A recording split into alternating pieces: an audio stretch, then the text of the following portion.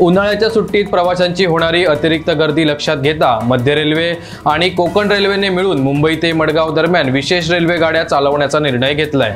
यामुळे कोकणात जाणाऱ्या प्रवाशांना मोठा फायदा होणार आहे। गाडी क्रमांक 0104 आणि 0103 मडगाव लोकमान्य टिळक टर्मिनस मडगाव साप्ताहिक विशेष रेल्वे गाडी सुरू होणार आहे।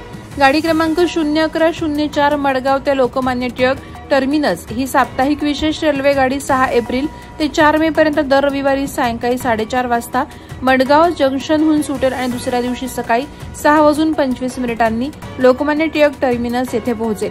गाडी क्रमांक 0103 लोकमान्य टिळक टर्मिनस ते मडगाव ही साप्ताहिक विशेष रेल्वे गाडी 7 एप्रिल ते 5 मे पर्यंत दर सोमवारी सकाळी 8:20 वाजता लोकमान्य टिळक टर्मिनस येथून सुटेल आणि रात्री 9:40 दरम्यान मडगाव येथे पोहोचेल।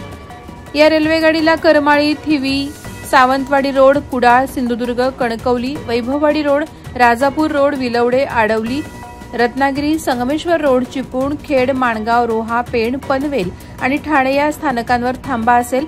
या रेल्वे गाडीत एकूण 20 LHB डबे असतील, ज्यामध्ये द्वितीय श्रेणी वातानुकूलित 1 डबा, तृतीय श्रेणी वातानुकूलित 3 डबे, शयनयान 8 डबे, सामान्य 4 डबे, तृतीय श्रेणी इकॉनॉमी 2 डबे, जनरेटर कार 1 डबा, SLR 1 डबा यांचा समावेश असेल। या 2 नवीन हंगामी गाड्या सुरू झाल्यामुळे प्रवाशांनी समाधान व्यक्त केलंय। उन्हाळ्याच्या सुट्टीत कोकणात जाणाऱ्यांसाठी ही विशेष रेल्वे सेवा नक्कीच सोयीस्कर ठरेल।